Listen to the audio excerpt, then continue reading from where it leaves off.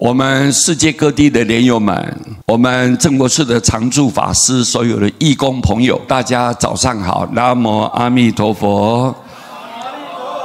今天很高兴利用这个短暂的时间，给各位简单介绍我曾经亲自经办的一个公案，介绍给大家，彼此互相学习，互相来鼓励。那么我在2009年差不多10月左右，我从台湾出发到通化那个地方，准备去弘法了，介绍做人的道理修行的重要性我去讲解。我一到下他的宾馆当地的莲友很热情的接待，我就到宾馆房间里面我一坐下来，已经一堆的莲友在里头等待了。我说大家都请坐，别客气请坐。他们心中有很多疑惑嘛，想要请教的，我说都没关系，你们都坐下来，大家聊不到几分钟突然间门口有一个人敲门蹦蹦蹦。我说请进来，请进来。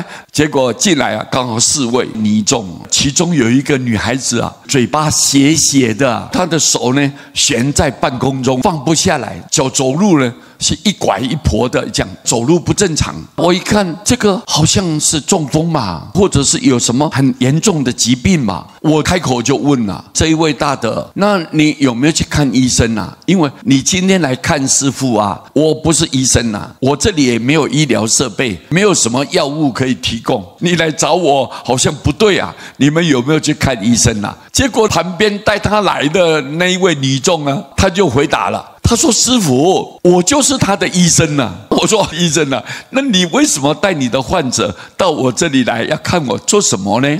是有什么特别指教吗？他说师父我跟这一位患者呢，我给他医疗25年了，25年前他就这种模样，就是中风的那种形态，结果呢医了25年都没有改善，我很着急这个到底是怎么回事呢？我没有办法去改变他。结果我们的莲友在讲说，台湾的广信法师呢会到这里来弘法，所以我今天特别请我的患者到这里来看看，师父依你的经验以佛教的这些道理，能不能来给他心开意解，请你来帮忙关心他。我说这样既然医生你治疗他那么久时间没有办法好转，没办法得到改善，那就证明了他这个有业障病那这样子好了，业障病嘛，你就应该到寺庙去看看能不能帮他处理，给他回向一下。他说师父我这一位病患，他就是因为老公孩子照顾他很长一段时间，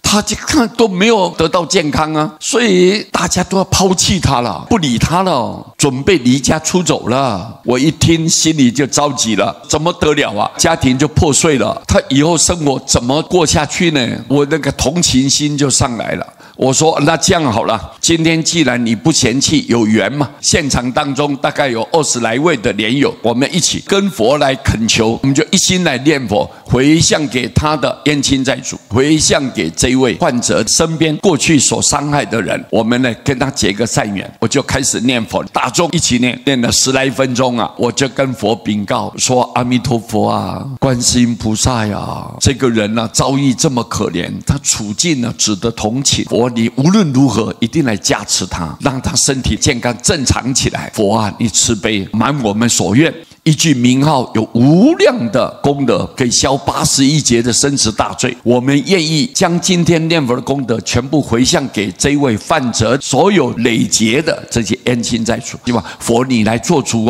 我就这么讲完了以后，我就到他的身边，拿一条佛牌就把它挂上他的脖子这边在挂了当下，跟我一道过去的法师就用数位相机照了一张，想不到那个光就直接下来了。我看到这张，我说你有救了，佛来慈悲普照你了，来救度你了，你安心了，你好好回去调养调养心情宽松一点，不要再起烦恼心。我就跟那个医生讲说，医生你这个患者我们已经念佛回向完了，那你就把他带回去吧。带回去之后，隔不到5、6分钟附近有一个广济寺里面的住持和尚就到我这里来，他说有台湾过来的一个广信法师，我们特别来邀请。他说师父明天差不多8点半到9点到我们道场来参拜佛菩萨，二方面呢跟我们大家互动交流。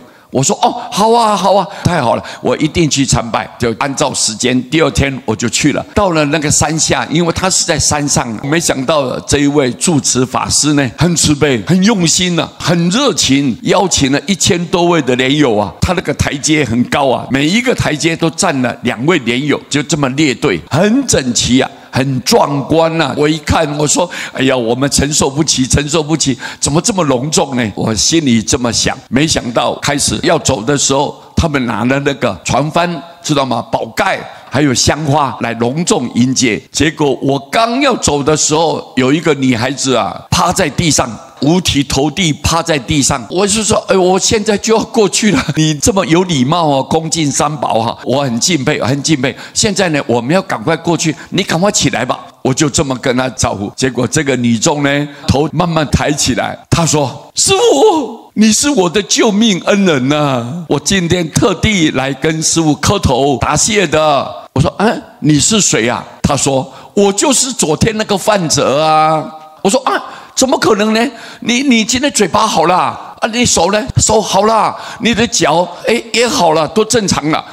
这怎么一下子都好了？哎呀，师父替你高兴，开心，非常好，非常好，深深的祝贺你，感谢佛的慈悲。”我就这么跟他讲，他站起来啊，很活跃啊，哗一下跳起来，他说：“师父，我今天要包饺子请你啊，你一定要接受我这么诚意的想要接待师父，所以他包饺子要请我吃。”你看我感动得不得了，我说难得，太好了，我今天上面拜完了以后下来，我再接受你的这一顿水饺餐。结果上去拜完了以后下来，他开心得不得了，跟他的这些姐妹啊，大家都在一起啊，叫我说一定要吃，他的诚心诚意，为了要答谢。各位，所以你看，我们只有念佛回向给他而已哦，也没有做其他的动作啊，也不是医生，没有把脉啊，没有诊疗啊，也没有什么医药提供给他，没有啊，什么都没有，只有念佛回向。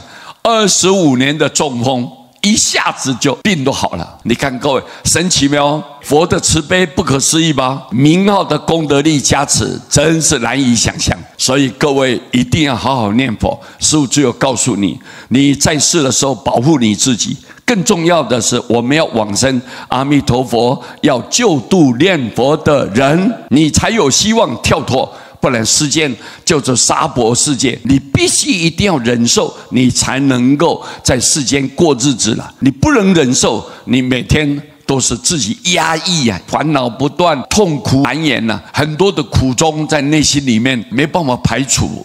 所以这个人世间太苦了，我们怎么做？就是一心的念佛，除了求能够洪凶化吉啊，避难成祥，能够平安顺利以外，更重要，在临命中，我绝对发愿到西方成就。佛是依他成就之后的名号来救度你，你顺他的愿，你一定要称念佛号，他才救度你。这个是师父给你保证的。我一再的提醒你们的，你们要谨记在心。唯独只有念佛，任何东西都没有办法拿来跟念佛的功德比较的。所以我们有这个师父亲自办的公案。你看这么一个遭遇不幸的女众，结果没想到一念佛完了之后，他得到生活的改善了，身体上你看也完全复原了。所以师父把这个公案提供给大家，希望你们要多多念佛，多多念佛。南无阿弥陀佛。